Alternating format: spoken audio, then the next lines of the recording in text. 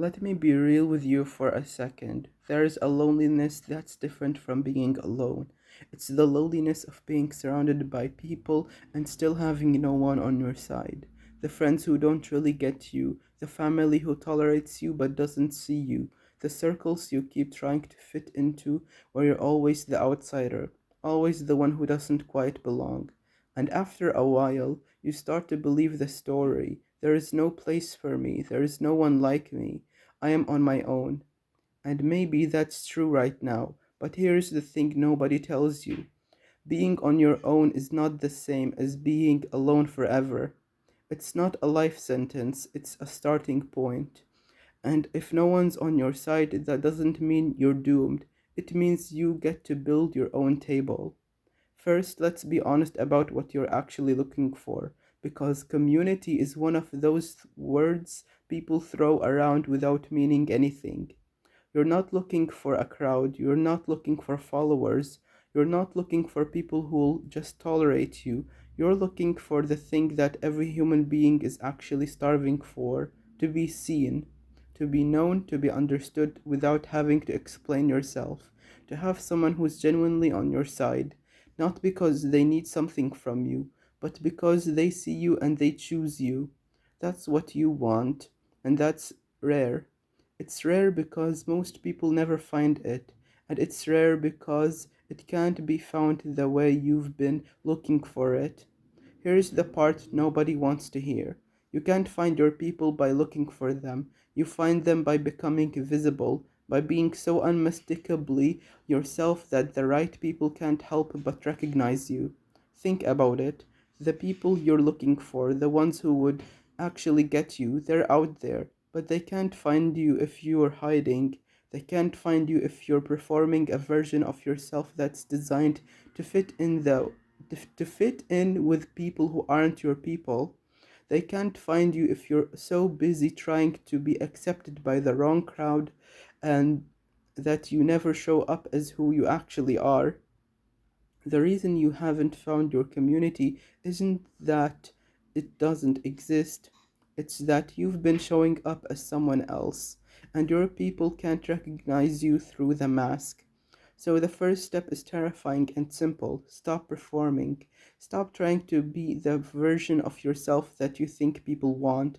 Start being the version of yourself that's actually true, the opinions you actually hold, the things you actually care about, the weird, specific, particular person you actually are, because that's the only version of you that can attract your actual people. Now let's talk about practical part because just be yourself sounds nice, but do you actually do? First, you become the person you're looking for. This is the part everyone skips. If you want a community of people who are genuine, you have to be genuine. If you want people who show up, you have to show up. If you want people who are honest and warm and real, you have to be honest and warm and real. And even when it's scary, even when you're not sure anyone's coming, you don't wait for the community to exist before you start being a good community member. You start being the kind of person you'd want to be around. You start showing up for others the way you wish someone would show up for you. You become the friend you're looking for, and here is the strange magic of it. When you become that person, you start attracting people who are also that person. Second, you go where your people are, not where you think you should be, where your people actually are, the people who care about the things you care about, the people who are trying to grow the way you're trying to grow. That might be a hobby, a cause, a craft, a skill, a community online or off. You don't have to be an extrovert, you don't have to be the loudest person in the room. You just have to show up consistently in places where your kind of person gathers. And third, and this is the hard one, you start small. You don't build a community overnight. You build it one person at a time, one conversation, one genuine moment, one person who gets it. That's not a failure, that's the foundation. Every community you've ever admired started with two people who found each other and decided to stay. Now let's talk about the part that really hurts, because I know what you're thinking. What if I show up as myself and no one comes? What if I pull myself out there and I'm still alone? What if I do all this work and it doesn't work? I'm not going to lie to you. That's possible. It's possible you'll be alone for a while. It's possible you'll put yourself out there and get nothing back. It's possible it feel like you're shouting into the void.